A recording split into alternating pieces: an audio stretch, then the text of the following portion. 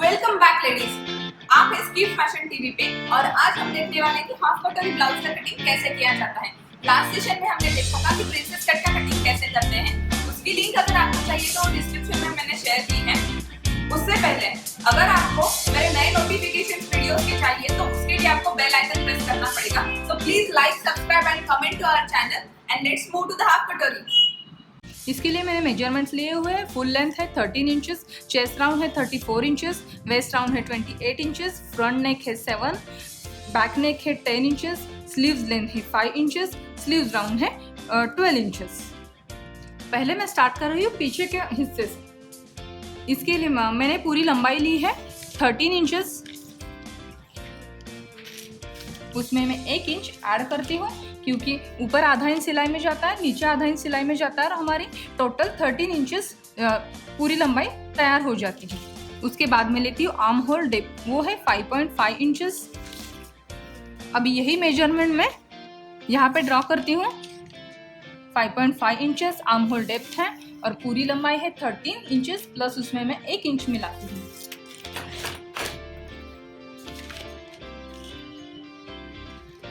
अब मैं इन दोनों को जोड़ती हूँ। ये है मेरे शोल्डर का पॉइंट है ये, और ये है मेरे कमर का पॉइंट। अब मैं शोल्डर से स्टार्ट करती हूँ। शोल्डर में लेती हूँ 5.5 इंचेस। वही मैं यहाँ पे भी शोल्डर 5.5 इंचेस लेती हूँ और उसका मैं काटकोन बनाती हूँ। यहाँ पे मैं अब चेस्ट राउंड के मेजरमेंट डालूंगी। हमारा चेस्ट राउंड है 34 इंचेस, उसका चौथा हिस्सा हुआ 8.5 इंचेस और उसमें मैं 1 इंच ऐड कर देती हूँ। तो ये हो गया 9.5 इंचेस और सीम अलाउंस के लिए मैं 1.5 इंच एक्स्ट्रा रखती हूँ। अब मैं वेस्ट राउंड स्टार्ट करती हूँ। वेस्ट राउंड है हमारा 28 इंचेस, उसका 1/4 हुआ 7 इंच और उसमें मैं 1 इंच ऐड कर देती हूँ और फिर 1.5 इंच स्लीव अलाउंस के लिए रखती हूँ।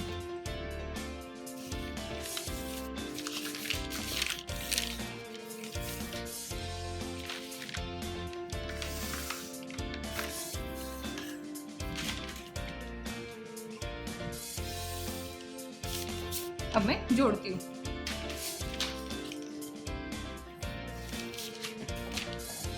अब मैं बैक आर्म होल का शेप ड्रॉ कर रही हूँ। इसके लिए मैंने क्रॉस लाइन में 1 इंच लिया हुआ है। ये मैंने 1 इंच पे मार्किंग कर दी। अब मैं आर्म होल का शेप ड्रॉ कर रही हूँ।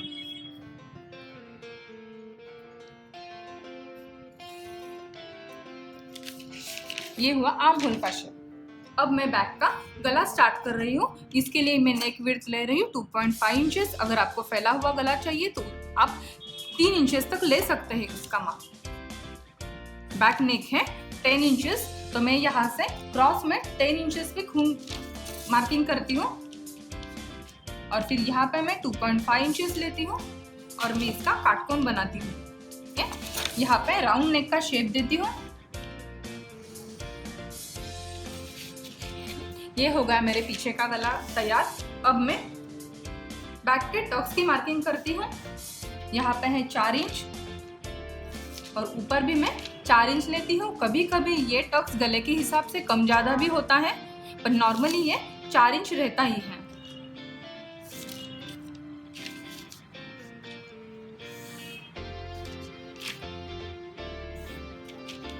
और ये यहाँ पे मैं आधा इंच मार्किंग करती हूँ और यहाँ पे भी मैं आधा इंच पे मार्किंग करती हूँ और ये एरो का शेप ड्रॉ कर लेती हूँ।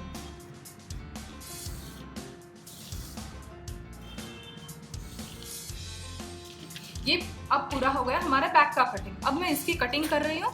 ये मैं यहाँ से स्टार्ट करूँगी, इस गले से लेके ये। अब हम इसको शोल्डर स्लोप नहीं देंगे क्योंकि ये गला 10 इंच है, तो ये ऑलरेडी बहुत बड़ा है। तो बहुत से लेडीज़ लोगों की प्रॉब्लम होती है कि उनका गले उतर जाते हैं, शोल्डर उतर जाता है, इसलिए अच्छा है कि ये शोल्डर स्लोप आप ना ही दें। अब मैं यहाँ से इसकी कटिंग कर रही हूँ। काटने के बाद ये ऐसा लग रहा है। अब इसको मैं ओपन करती हूँ। ओपन हो जाने के बाद ये पूरा ऐसा दिखेगा। यहाँ पे भी टक्स की मार्किंग है, वैसे भी मैं यहाँ पे भी टक्स की मार्किंग करने वाली हूँ। अब मैं ब्लाउज की फ्रंट की कटिंग कर रही हूँ। इसके लिए मैंने back same as it is मैंने कट रखा हुआ है। इसके रेफरेंस पे मैं यहाँ पे इसे कट करने वाली हूँ। फ्रंट कटिंग होने के बाद ऐसा दिखता है। अब ध्यान में रखिए कि मैंने ये जो गले का शेप है वो काटा नहीं है, क्योंकि आगे का गला अलग है और पीछे का गला अलग है। अब मैं ये पिंस निकालती हूँ और उसमें आगे का गला ड्रॉ कर लेती हूँ। फिर मैं नेक की विड्थ 2.5 इंचेस लेती हूँ। आगे का गला 7 है, इसलिए मैं क्रॉस में 7 इंचेस लेती हूँ। फिर यहाँ पे मैं 2.5 लेती हूँ और उसका काटकोन बनाती हूँ। अब ये मैंने काटकोन बना दिया। अब आगे के गले का शेप ड्रॉ कर रही हूँ मैं।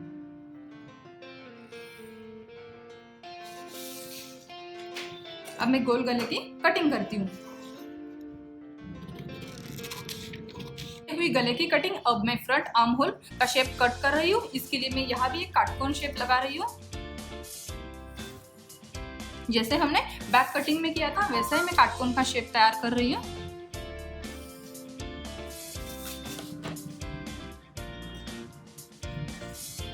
बराबर उसके आधे पे मैं मार्किंग करती हूँ और यहाँ पे मैं फ्रंट आर्म होल का शेप ड्रॉ करती हूँ।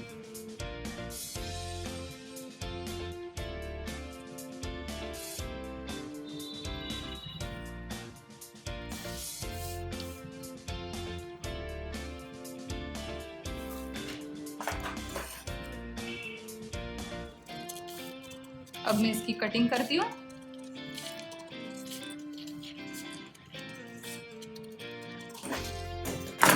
कट हो जाने के बाद ये ऐसा दिखता है।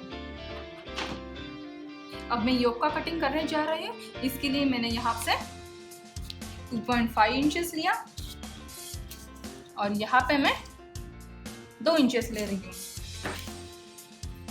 अब मैं इसका शेप ड्रॉ कर रही हूँ।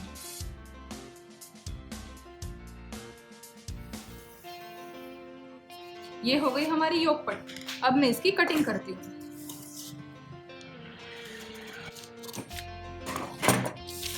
अब ये योक पट्टी है, इसके लिए हमको यहाँ से सिलाई देनी पड़ती है और यहाँ से सिलाई देनी पड़ती है। फिर उसके लिए हमको यहाँ से 1 इंच बढ़ाना पड़ता है। ये मैं दूसरे पेपर पे आपको कटिंग करके दिखाऊंगी। अब मैं ये कटी हुई योक पट्टी उसको मैं बढ़ा रही हूँ। उसके लिए नीचे से 1 इंच मुझे बढ़ाना पड़ता है।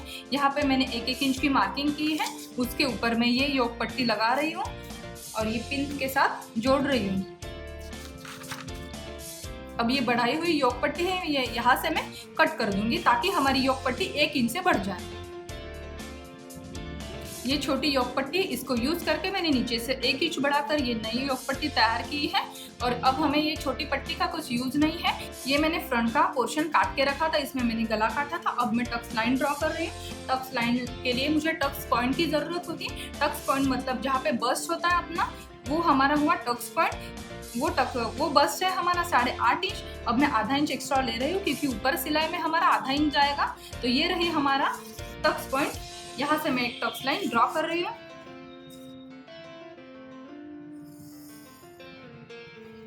अब मैं यहाँ पे सेंटर डार्ट देने वाली हूँ। सेंटर डार्ट देने के लिए मुझे चेस्ट का 1/10 करना पड़ता है। चेस्ट हमारी 34 इंचेस, उसका 1/10 हुआ 3.4 इंचेस पर मैं 3.5 इंच ले रही हूँ और उसमें मैं 1/4 इंच मिला रही हूँ क्योंकि यहाँ मुझे हुक और लूप्स के लिए 1/4 इंच बढ़ाना पड़ता है। तो ये हुआ 3.75 इंचेस। ये हुआ मेरा सेंटर डार्ट। अब मैं यहाँ से कैलकुलेट करूंगी। यहाँ से मैं ये डार्ट देने के लिए 1 इंच यहाँ जाऊंगी। वेस्ट डार्ट देने के लिए मैं 1.5 इंच वहाँ उस तरफ जाऊंगी। नीचे का डार्ट देने के लिए मैं नीचे 1 इंच जाऊंगी और आर्म होल का डार्ट देने के लिए मैं यहाँ से 1.5 इंच क्रॉस में जाऊंगी। अब मैं ये लाइनें ड्रॉ कर देती हूँ। ये बराबर आर्म होल के सेंटर से थोड़ा आगे आता है ये डार्ट। ये डार्ट बराबर सीधे आता है, ये डार्ट भी सीधे आता है और जो वेस्ट डार्ट है वह हम इस टक्स लाइन से 1 इंच नीचे जाते हैं। वहां पे मैंने मार्किंग कर दी है। अब ये हुआ क्रॉस में हमारा वेस्ट डार्ट हुआ। अब वेस्ट डार्ट हम 1.5 इंच से लेते हैं और यहाँ पे मैंने एक एरो की मार्किंग कर दी। और ये 2 लाइनें मैंने ड्रॉ कर दी। ये बिल्कुल एरो जैसा शेप तैयार हो गया। और यहाँ पे भी मैं पाव इंच और पाव इंच ही लूंगी। ये है हमारा आर्म होल डार्ट। ये हो गया हमारा आर्म होल का टक्स तैयार हो गया। अब ये है हमारा सेंटर डार्ट। इसके लिए मैं यहाँ पे पाव इंच और यहाँ पे पाव इंच लेती हूँ।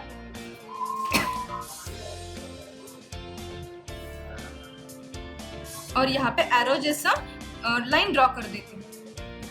ये हमारे 3 जो डार्ट रहते हैं, वेस्ट डार्ट रहता है, सेंटर डार्ट रहता है और आर्म होल डार्ट रहता है, ये हमेशा पाव इंच का रहता है। और ये जो है मिडल का डार्ट है वो छाती के हिसाब से कम ज़्यादा रहता है। अब यहाँ हमारी चेस्ट है 34 इंचेस, तो इसके हिसाब से ये आएगा 1 इंच और इधर भी आएगा 1 इंच। ये मैं 1-1 इंच में यहाँ पे और यहाँ पे मार्किंग कर रही हूँ। और मैं ये एरो जैसा शेप बना रही हूँ।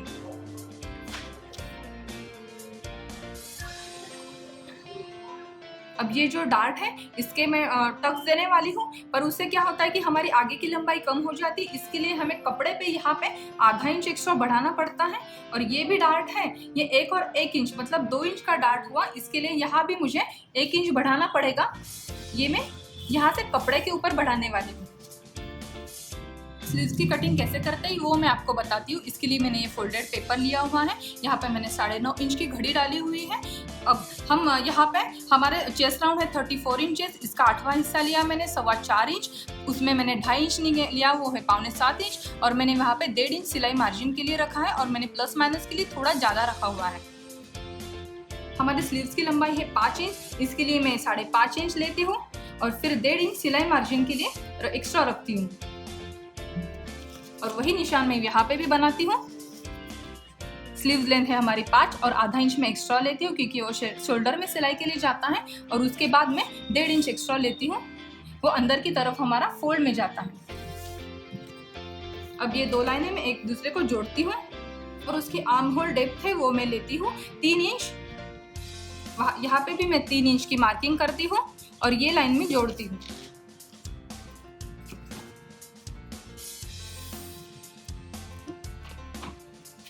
मैंने आपको बताया था कि हम आर्म होल का फॉर्मूला क्या होता है कि चेस्ट का 8वां हिस्सा और उसमें हम 2.5 इंच मिलाते हैं। चेस्ट का 8वां हिस्सा हुआ हमारा 4.25 इंच और उसमें मैंने 2.5 इंच मिला दिया तो वो हो गया 6.25 इंच। यहाँ पे मैं एक मार्किंग करती हूँ और यहाँ आगे मैं स्लीव अलाउंस के लिए 1.5 इंच एक्स्ट्रा रखती हूँ। अब मैं यहाँ पे स्लीव राउंड की मार्किंग करती हूँ। स्लीव राउंड है हमारा 12 इंचेस, उसमें इसका आधा मैं 6 इंचेस लेती हूँ और उसके आगे 1.5 इंच सीम अलाउंस लेती हूँ। और वैसे भी मैं यहाँ पर भी ऐसे निशान लगाती हूँ। ये है हमारा स्लीव राउंड 6 और फिर यहाँ पे मैं 1.5 इंच एक्स्ट्रा लेती हूँ मार्जिन के लिए। अब मैं अंदर की मार्किंग को अंदर की तरफ से ज्वाइन कर देती हूँ और बाहर की मार्किंग को बाहर की तरफ से ज्वाइन कर देती हूँ। और यहाँ कुछ क्रॉस में एक अंदाजे से मैं एक ट्रायंगल निकालती हूँ। अब ये जो मैंने मार्किंग की हुई है उसके अंदर मैंने 1.5 इंच लिया था, इसका और इसका मैं आधा निकालती हूँ।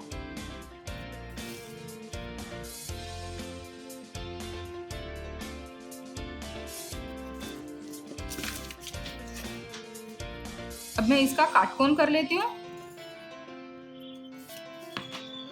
अभी मैं इसको ऐसे 2 छाट बनाती हूँ ताकि ये तीनों एक जैसे निशान बने। और यहाँ से मैं 1.25 इंच लेती हूँ। अब इस तरीके से मैं पीछे के स्लीव्स का शेप ड्रॉ कर रही हूँ और ये आगे के स्लीव्स का शेप मैं ड्रॉ कर रही हूँ। अब मैं इसकी यहाँ से कटिंग करने वाली हूँ। ये मैंने स्लीव्स की कटिंग कर दी है। कटने के बाद ये ऐसा दिखता है। अब मैं इसको खोलती हूँ और खोलने के बाद ये जो फ्रंट शेप है वो मैं कट कर लेती हूँ। हुई हमारी स्लीव्स की कटिंग। अब इसके हमें 2 पीसेस कपड़े पे करने पड़ते हैं, एक लेफ्ट हैंड साइड और एक राइट हैंड साइड। अभी ये जो मैंने 1.5 इंच मार्जिन एक्स्ट्रा रखी थी ये हमें अंदर की तरफ से फोल्ड करनी चाहिए। ये हम कपड़े पे करते हैं और यहाँ पे मैं आधा इंच शोल्डर पे सिलाई में दूंगी ताकि 5 इंच की भाई हमारी तैयार हो जाए। ये हुई हमारी हाफ कटोरी ब्लाउज की पूरी कटिंग। ये बैक का हिस्सा है, ये एक ही आता है क्योंकि ये फोल्ड पे रहता है। अब ये फ्रंट का हिस्सा है, ये इसके हमें 2 पीस करने पड़ते हैं क्योंकि एक लेफ्ट साइड और एक राइट साइड है। अभी ये योक है, योक के हमें 4 पीसेस करने पड़ते हैं, राइट हैंड साइड 2 और लेफ्ट हैंड साइड 2 लगते हैं।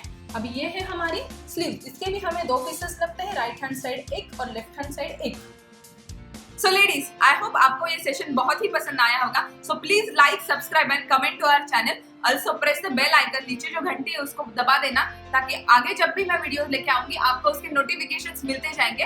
By that time stay tuned, be happy and stay stylish.